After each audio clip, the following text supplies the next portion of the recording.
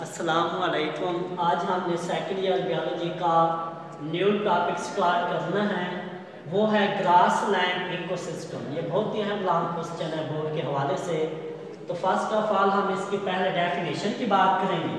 The ecosystem with grassy land with annual rainfall from 250 to 750 millimetre, यानी कि ये वो इकोसिस्टम होता है ग्रासी लैंड इकोसिस्टम जहाँ पे सालाना बारिश 250 से लेकर 750 मिलीमीटर तक होती है। तो इस इकोसिस्टम को हम ग्रास लैंड इकोसिस्टम का नाम देते हैं। यानी जिस इकोसिस्टम में 250 से लेकर 750 मिलीमीटर तक सालाना बारिश हो, तो उस इकोसिस्टम को हम नाम देते हैं ग्रास लैंड इकोसिस्टम का। अगर हम इसकी लोकेशन की बात करें तो ये पाकिस्तान के अंदर भी पाए जाते हैं और पूरी दुनिया के अंदर भी पाया जाता है। तो लोकेशन इन पाकिस्तान की अगर हम बात करें तो पाकिस्तान के अंदर जो ग्रास लैंड इकोसिस्टम है वो गिलगित, कश्मीर और चित्राल में पाया जाता है। और अगर लोकेशन इन दी वर्ल्ड पूरी दुनिया की बात करें तो ज़्यादातर ये रशियन कॉन्टिनेंट, ये रशिया के जितने भी बरासगीर हैं इनके अंदर पाया जाता है ग्रास लैंड इकोसिस्टम, यानी रशिया के अंदर पाया जाता है। अगर हम इसकी टाइप्स की बात करें तो there are 2 types of grass land ecosystem. एक है प्रेरीज या इसे पम्पास कहते हैं और दूसरा है सवाना। पहले हम डिस्कस करेंगे प्रेरीज को या पम्पास को। The grass land without woody trees, यानी ये वो ग्रास लैंड, वो इलाके होते हैं जहाँ पे वुड लकड़ियाँ मौजूद होती नहीं, यानी घास के साथ कोई लकड़ी मौजूद नहीं होती। बगैर लकड़ी के घास को, ग्रास को आप नाम देते हैं प्रेरीज, यानी ये सॉफ्ट इन नेचर होते हैं, नरम होती है, तो इसलिए इसमें वुड अब्सेंट होती है, पाई नहीं जाती। ज्यादातर ये जो पम्पास है ये टेम्परेट क्लाइमेट, यानी कि उन इलाकों के अंदर होती है जिनकी आब हवा मुतदिल हो, ना ज़्यादा गर्म हो और ना ही ज़्यादा सर्द हो, यानी नॉर्मल हवा हो, तो वहाँ पे ये अपनी ग्रोथ करते हैं। और ज़्यादातर इसकी अगर हम लोकेशन की बात करें पम्पास या प्रेरीज की, तो ये नॉर्थ अमेरिका और पम्पास ऑफ अर्जेंटीना के अंदर पाए जाते हैं पम्पास। और अगर हम सवाना की बात करें तो ये वो ग्रास लैंड होता है जिसकी घास के साथ वुड मौजूद होती है, लकड़ी मौजूद होती है, तो इसलिए ये हार्ड इन नेचर होते हैं, सॉफ्ट होते हैं। और ये जो पाए जाते हैं, अगर हम इसकी लोकेशन की बात करें तो ये ज़्यादातर अपनी ग्रोथ जो करवाते हैं वो ट्रॉपिक क्लाइमेट, जहाँ पे आब हवा बहुत गर्म हो, तो वहाँ पे ये पाए जाते हैं ग्रास लैंड। अगर हम ग्रास लैंड इकोसिस्टम की रेनफॉल की बात करें तो यहाँ पे जो सालाना बारिश होती है वो 250 मिलीमीटर से लेकर 750 मिलीमीटर तक होती है।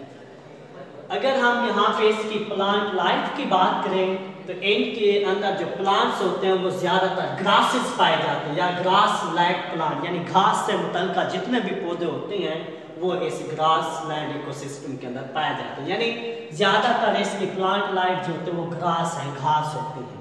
अगर हम इसकी लेयरिंग की बात करें तो 3 लेयर होती हैं ग्रास लैंड इकोसिस्टम की। एक है फर्स्ट लेयर, दूसरी है मिड लेयर और तीसरा है थर्ड लेयर। अगर हम फर्स्ट लेयर की बात करें तो फर्स्ट लेयर है टॉल ग्रास, यानी यहाँ पे जो घास होते हैं वो लंबाई में बहुत बड़े होते हैं, जैसे कि एंड्रोपोगान और पेनिकम, ये घास है, ये लंबाई के रुख होते हैं, यानी लंबाई में बड़े होते हैं साइज में। तो ये टॉल ग्रासेस जो होते हैं ये फर्स्ट लेयर के अंदर पाई जाती है। जो मिड लेयर होती है तो यहाँ पे मिड हाई ग्रास है, यानी इस फर्स्ट लेयर की निस्बत छोटी घास जो होती है वो मिड लेयर के अंदर पाई जाती है, जैसे स्टिप्पा, स्पोरोबोलस और अराइजोपिस, ये जितने भी घास है ये मिड लेयर के अंदर पाए जाते हैं।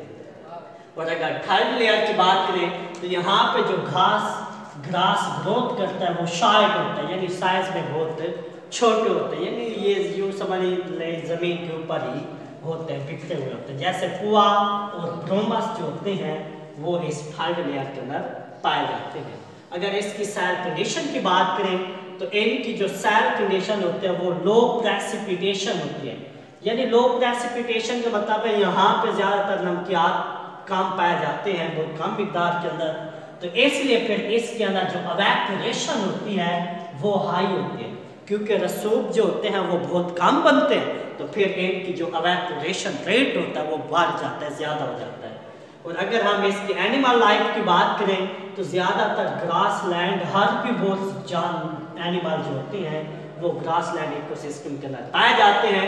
ये हर्बीवोर्स वो जानवर होते हैं जो घास को खाते हैं, जैसे गोट हो गई, काऊ हो गई, रैबिट हो गया, तो ईटीसी वगैरह ये सारे हर्बीवोर्स होते हैं जो ग्रास लैंड इकोसिस्टम में पाए जाते हैं। ये डिकम्पोजर भी यहाँ पे पाए जाते हैं, जैसे कि एक्टिनोमाइसीट्स बैक्टीरिया है, फंजाई है, यीस्ट है, तो ये सारे के सारे डिकम्पोजर होते हैं जो ग्रास लैंड इकोसिस्टम के अंदर पाए जाते हैं। अगर हम इसकी प्रोडक्टिविटी की बात करें तो 3 तरह की प्रोडक्टिविटीज होती हैं, पैदावार होती है इसकी। एक है टेम्परेट ग्रास लैंड। इसकी अगर हम प्राइमरी प्रोडक्शन की बात करें तो इनकी टेम्परेट ग्रास लैंड की जो प्रोडक्शन होती है वो 700 से 1500 ग्राम पर मीटर होती है इसकी पैदावार। अगर सब ह्यूमिड ट्रॉपिकल ग्रास लैंड की बात करें तो इसका जो प्रोडक्टिविटी रेट होता है वो 4000 ग्राम पर मीटर होता है, यानी ज़्यादा जो होता है वो इसी ट्रॉपिकल ग्रास लैंड का ही होता है। और अगर हम एनिमल ग्रास लैंड की बात करें तो यहाँ पे जो एनिमल्स होते हैं वो ग्रास को कंज्यूम करते हैं, यानी खुराक के तौर पे इस्तेमाल करते हैं, तो 5 to 10% ये जो ग्रास लैंड इकोसिस्टम का एरिया होता है वो ग्रास लैंड जो एनिमल है उसे यूँ समझे कि खुराक के तौर पे क्या करते हैं, इस्तेमाल करते हैं ग्रास लैंड इकोसिस्टम को। और अगर हम ह्यूमन इम्पैक्ट की बात करें तो ये ह्यूमन इम्पैक्ट की ही वजह से, एक्टिविटीज़ की वजह से ये जो ग्रास लैंड होते हैं are converted into the desert. ये ग्रास लैंड इलाके सहराओं के अंदर तब्दील होते जा रहे हैं। This is called desertification. तो ये सहरा बनने के अमल को हम कहते हैं डिजर्टिफिकेशन। नेक्स्ट टॉपिक जो है वो है डेजर्ट इकोसिस्टम, यानी सहराई इकोसिस्टम। तो ये ट्राइएस्ट इकोसिस्टम होता है, यानी ये खुश्क माहौल होता है, इकोसिस्टम होता है जहाँ पे जो सालाना बारिश होते हैं वो 30 सेंटीमीटर से कम होते हैं, यानी ये वो खुश्क इलाके होते हैं, सहराई इलाके जहाँ पे सालाना बारिश 30 सेंटीमीटर से कम हो, तो उसे कहते हैं डेजर्ट इकोसिस्टम। अगर हम इसकी लोकेशन की बात करें, लोकेशन इन पाकिस्तान, तो ये पाकिस्तान के अंदर भी सहरा पाए जाते हैं, जैसे कि थल का इलाका है, चोलिस्तान का इलाका है और थल का इलाका है। अगर हम थल की बात करें तो ये मियाँ वाली और बखर के जो इलाके होते हैं इसको हम थल का नाम देते हैं। अगर चोलिस्तान की बात करें तो ये साउथर्न पंजाब, जैसे भावलनगर हो गया, यजमान, बहावलपुर, ये जितने भी इलाके होते हैं इसको चोलिस्तान का नाम देते हैं, यानी ये भी सहराई इलाके होते हैं।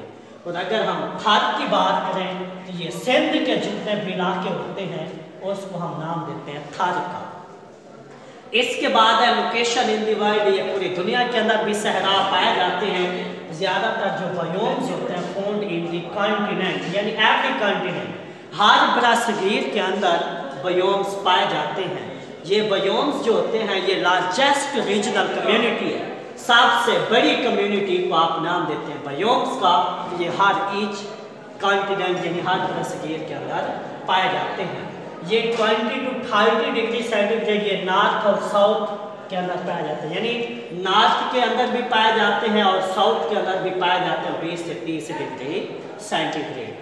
अगर हम इसकी रेनफॉल की बात करें तो यहाँ पे डेजर्ट यानी सहराओं के अंदर जो एनुअल बारिश होती है वो 25 से 50 सेंटीमीटर से कम होते हैं, यानी बिलो होते हैं, बहुत कम होते हैं, यानी 25 से लेकर 50 सेंटीमीटर से बिलो जो बारिश होती है यहाँ पे होती है एनुअल। इसके बाद अगर हम इसकी प्लांट लाइफ की बात करें तो इन सहराओं के अंदर प्लांट्स को प्लांटेड किया जाता है, यानी पौधे उगाए जाते हैं with the help of hands, हाथों की मदद से, यानी पौधे लगाए जाते हैं सहराओं के अंदर। जैसे कि धान की फसल होगी, राइस क्रॉप्स, तो ये धान के पौधों को भी ज़मीन के अंदर हम गाड़ देते हैं हाथों की मदद से, तो ये होते हैं प्लांटेड। और इन जब आप हाथ की मदद से ये प्लांट्स को प्लांट करवाते हैं, उगवाते हैं, तो उनके दरमियान रेगुलर स्पेस होनी चाहिए, वक्फा होना चाहिए, ताकि इसकी सही तरीके से ग्रोथ हो सके।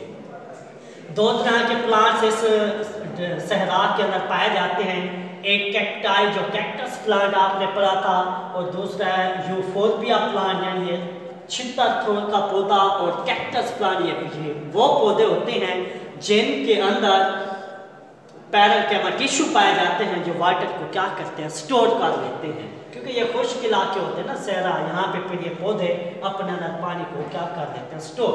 अगर इसकी एनिमल्स की बात करें तो सहराओं के अंदर जितने भी जानवर पाए जाते हैं एनिमल्स, तो वो अंडरग्राउंड ब्रो होते हैं, यानी ये जमीन के अंदर बिल बना के उसके अंदर दब जाते हैं, यानी ये वहीं पर रहते हैं। यानी तो यहाँ पे जितने भी जानवर पाए जाते हैं सहराओं के अंदर, ये वो जानदार होते हैं जो ज़ेरे ज़मीन यानी ज़मीन के अंदर बिल बना के रहते हैं। और अगर ह्यूमन इम्पैक्ट की बात करें तो ग्रासलैंड इकोसिस्टम तेज़ी से क्लियर होता जा रहा है, ख़त्म होता जा रहा है।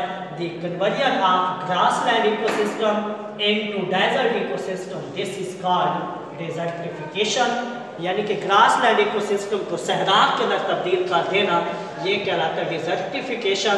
तो ये आज आपका टॉपिक था। अल्लाह हाफिज़।